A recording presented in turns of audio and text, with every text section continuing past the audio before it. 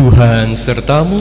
Dan sertamu juga. Inilah Injil Yesus Kristus menurut Santo Markus. Dimuliakanlah Tuhan.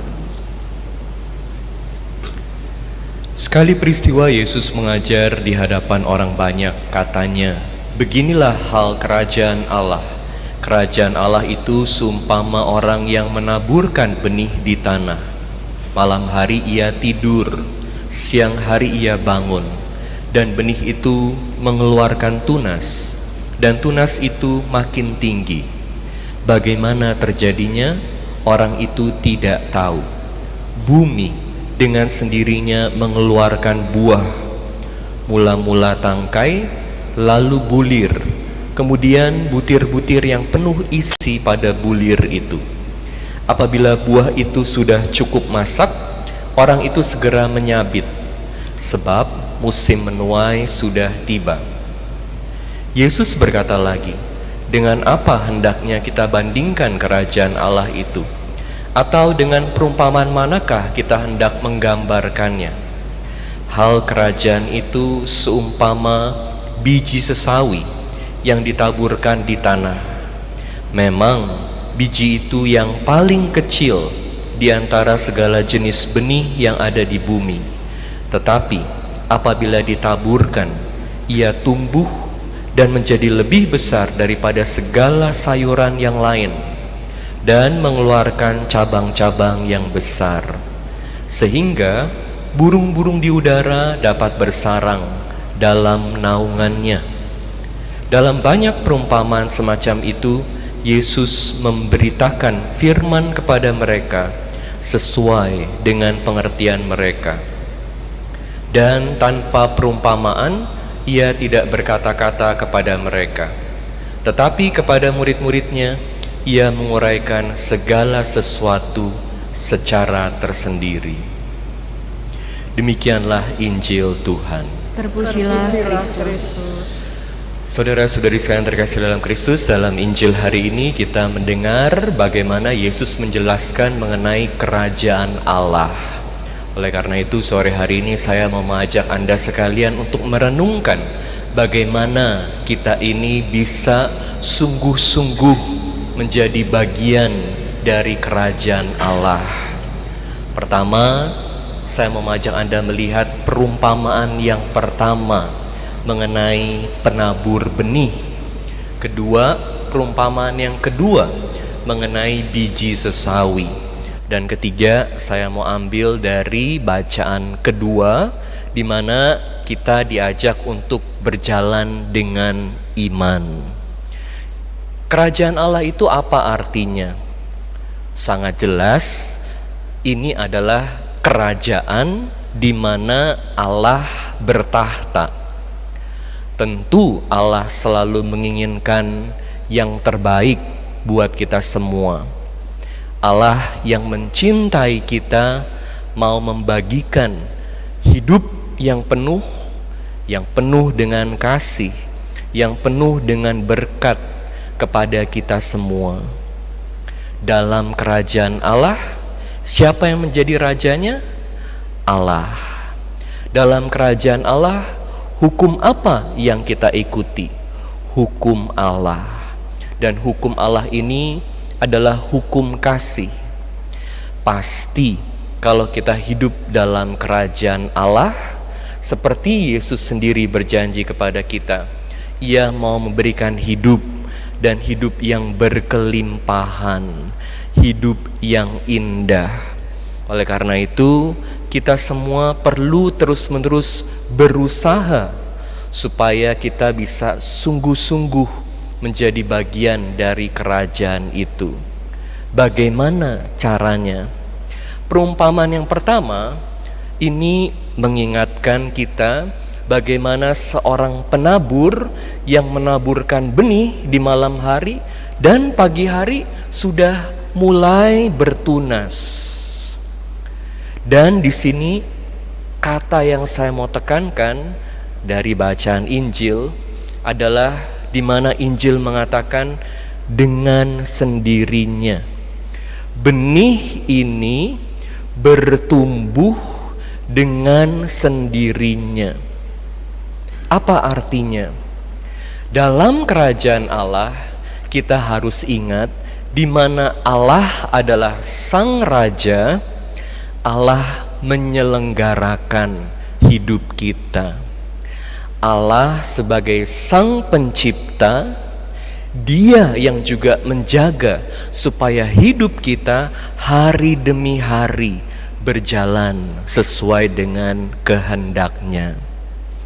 Ya, kita manusia perlu selalu berusaha, tetapi lebih dari usaha manusia, kita perlu terus ingat bahwa Allah menyelenggarakan hidup. Bahkan usaha manusia supaya bisa mendapatkan hasil yang baik harus sejalan dengan rencana Allah. Bagaimana Allah menyelenggarakan hidup? Supaya kita bisa sejalan dengan rencana Allah, berarti pertama-tama kita harus mengerti bagaimana Allah menyelenggarakan hidup kita. Bagaimana sih Allah itu berkarya dalam hidup kita? Allah berkarya dalam hidup kita dengan menciptakan alam semesta, menciptakan berbagai hal yang luar biasa, menciptakan matahari dan bulan, menciptakan daratan dan laut, menciptakan hewan-hewan, tumbuhan dan manusia. Dan indahnya ciptaan Allah ini adalah semua ciptaan ini udah ada sistemnya. Bagaimana dia beroperasi, ini sudah ditanamkan oleh Allah dari sejak awal diciptakan. Coba nanti malam Anda renungkan betapa indahnya ciptaan Tuhan. Biji yang kecil, setiap biji itu sudah punya cara bagaimana nanti akarnya akan keluar, bagaimana nanti batangnya akan mulai tumbuh, bagaimana daunnya mulai keluar, buahnya akan seperti apa. Setiap biji dari jenis yang berbeda-beda punya cara yang berbeda-beda, yang unik untuk beroperasi. Dan setiap makhluk, setiap ciptaan diciptakan oleh Tuhan dengan cara beroperasinya masing-masing. Kalau kita tidak mengenal, kalau seorang penabur tidak mengenal biji apa yang dia tabur, nanti akarnya akan kayak bagaimana, tunasnya mau bagaimana, buahnya mau bagaimana, gimana dia akan memperoleh hasil sesuai dengan yang dia harapkan. Jadi kita harus ingat bahwa di alam yang punya cara beroperasi sendiri, ini kita perlu belajar kenali. Dan segala sesuatu ada waktunya. Anda bisa bayangkan kalau seorang penabur yang menaburkan benih, begitu menaburkan benih, saat itu juga dia perintahkan benihnya supaya bisa mulai keluar akar, supaya bisa mulai keluar batangnya. Disirmin banyak, dikasih pupuk banyak. Bisa gak akarnya keluar? Bisa gak batangnya langsung keluar? Gak bisa. Segala sesuatu, segala ciptaan punya caranya, punya waktunya. Nah, ini yang kita harus selalu sadari. Dan ini semua sudah diatur oleh Allah dengan indah.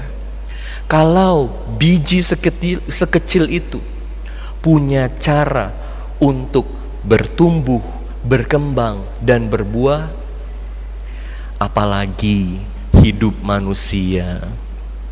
Makanya kita perlu terus berusaha, tapi gak perlu terlalu dipaksain. Juga harus belajar melihat rencana Allah, mengenali rencana Allah, dan bekerja sama dengan rencana Allah.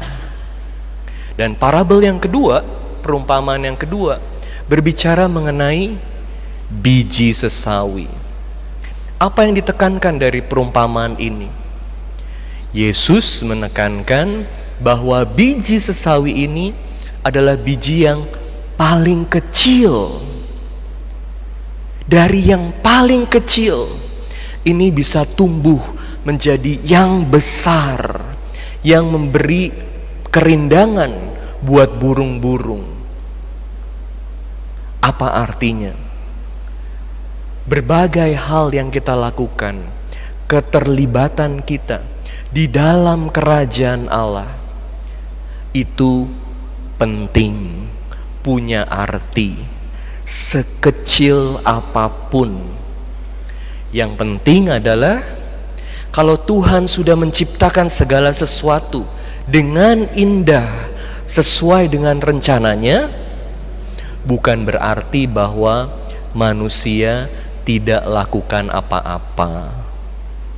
Tadi pagi Monsinyur bilang, manusia bilang jodoh di tangan Tuhan.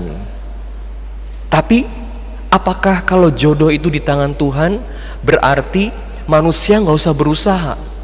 Tentu harus berusaha. Kita tidak bisa hanya doa, berharap supaya nanti jodohnya datang sendiri, tapi nggak lakukan apa-apa. Harus belajar kenal orang, harus berorganisasi, ketemu sana sini, supaya jodoh itu juga bisa terjadi.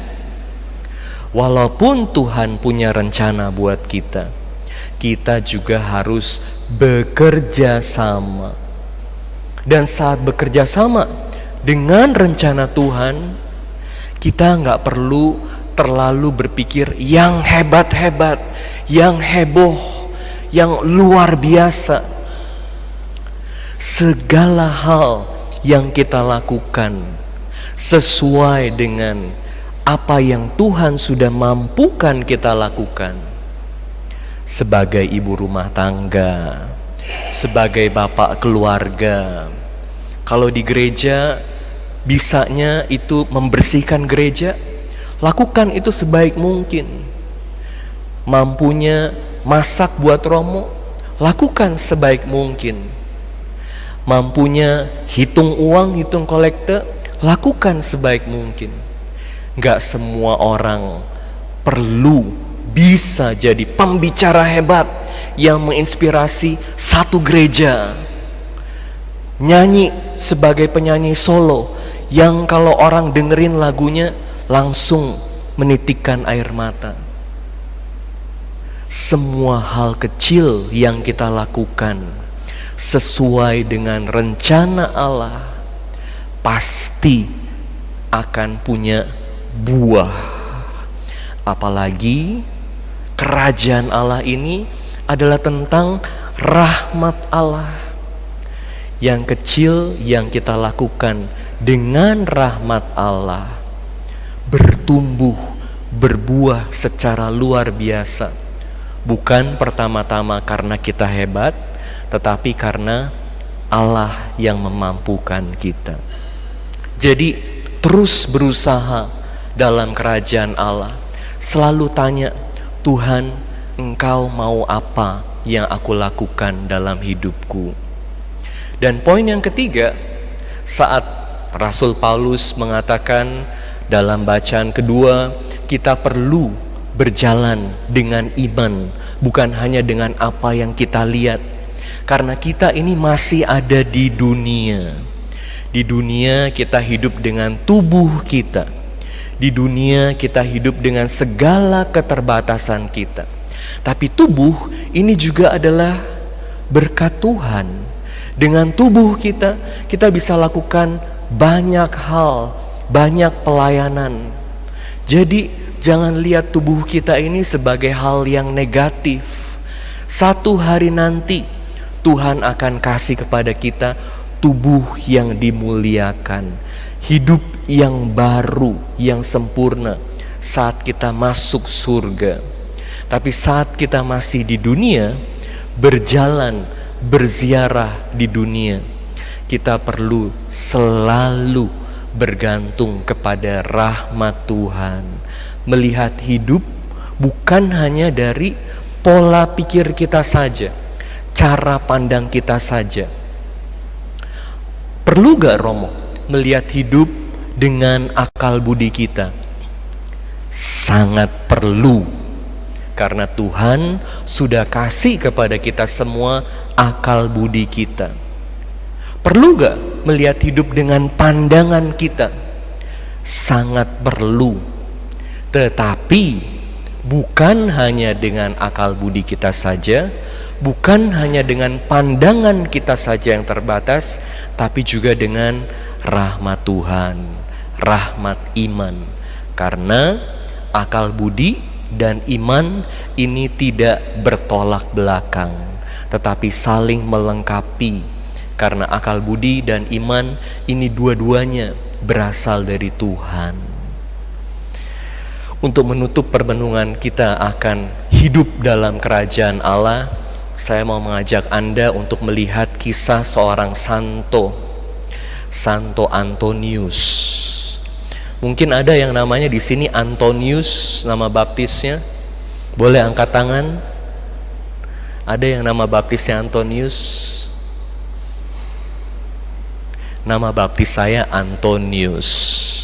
Mungkin Anda udah tahu, hari ini tanggal 13 Juni ini kita memperingati Santo Antonius. Kenapa papa mama saya kasih nama saya Antonius? Itu karena waktu mereka baru menikah, mereka susah dapat anak, dan mereka novena di gereja Santo Antonius di Keramat. Jadi belum selesai novenanya, udah dapat anak, udah hamil. Makanya saya dikasih nama Antonius. Tapi bukan Santo Antonius ya. Semoga satu hari bisa jadi kudus. Nah, jadi kalau Anda tahu Santo Antonius ini, beliau adalah seorang biarawan dari Ordo Fransiskan, dan beliau ini ceritanya adalah seorang pengkhotbah yang luar biasa. Kenapa beliau jadi pengkhotbah yang luar biasa? Bagaimana sih hidupnya? Santo Antonius ini, dia waktu masih muda sekali, dia pernah punya cita-cita untuk jadi martir. Cita-citanya nggak tanggung-tanggung, tinggi sekali, hebat, mau jadi martir buat Tuhan, memberikan hidupnya buat Tuhan. Jadi waktu dia lihat ada biarawan Fransiskan yang mewartakan Injil kepada umat Muslim di Maroko dan dibunuh, dimartir, dia minta supaya dia dikirim ke tempat itu karena dia mau jadi martir. Tapi yang terjadi dalam hidupnya tidak sesuai dengan apa yang dia inginkan, karena Tuhan punya rencana lain buat Santo Antonius. Jadi waktu dia sampai di Maroko, dia sakit, makanya dia harus balik ke Itali. Waktu dia balik ke Itali, dia diminta ditempatin di satu tempat sederhana. Di situ dia diminta untuk berdoa, baca kitab suci, masak, dan bersih-bersih. Cita-citanya tinggi, jadi martir. Tapi tugas baru dia ini sangat sederhana. Masak, bersih-bersih, doa, baca kitab suci. Kalau orang itu sangat mengagumi martir, mewartakan kabar gembira Tuhan kepada umat yang jauh, apalagi umat Muslim, mempertobatkan, luar biasa. Tapi ini berdoa dan baca kitab suci. Siapa yang lihat, siapa yang hargai? Di mata manusia ini adalah hal kecil, tapi Santo Antonius jalankan dengan sangat baik. Jadi dia semakin hari semakin menguasai kitab suci, juga semakin dekat sama Tuhan. Sampai satu hari dalam satu acara, ada romo-romo Fransiskan dan Dominikan sama-sama. Lalu tiba-tiba Santo Antonius ini diminta untuk kasih sedikit ceramah. Padahal dia gak siap-siap.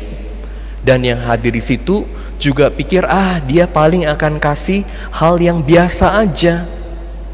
Ternyata apa yang dia sampaikan dalam khotbahnya itu luar biasa.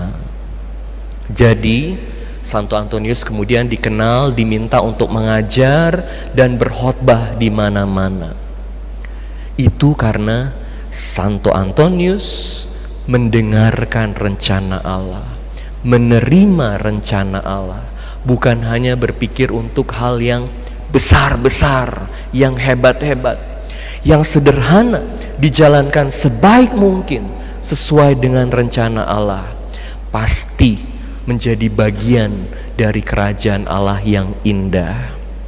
Dan tentu Anda tahu, Santo Antonius ini dikenal sebagai santo yang kita mohon bantuannya kalau ada barang hilang.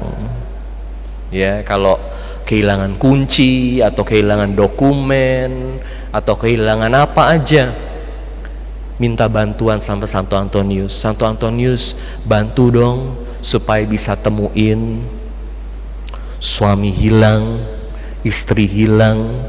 Juga bisa minta bantuan sama Santo Antonius, bukan hanya untuk barang hilang, tapi juga untuk jiwa yang hilang. Bagaimana ceritanya? Saat Santo Antonius itu mengajar, dia mengajar pada para frater, para novis Fransiskan. Satu hari buku yang dia pakai, buku tentang Mazmur ini hilang. Dia sedih sekali karena dalam buku itu ada banyak catatan dia yang penting-penting. Dan saat itu secara bersamaan juga seorang novis pergi tanpa ada yang tahu kemana.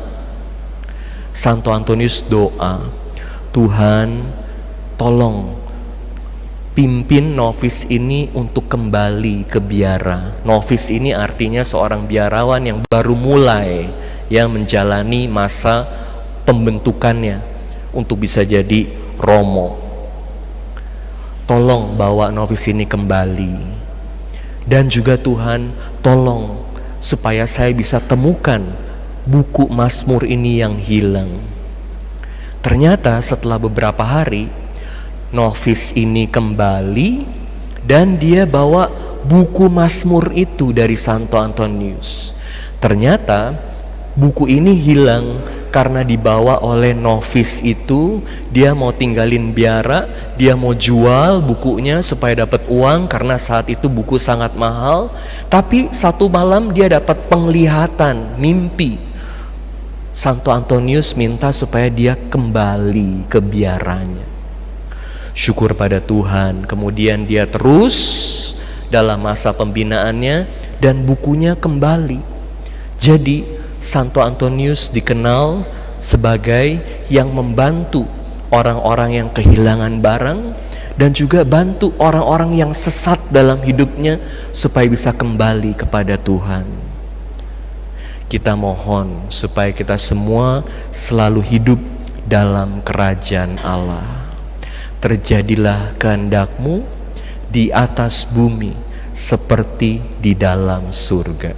Amin.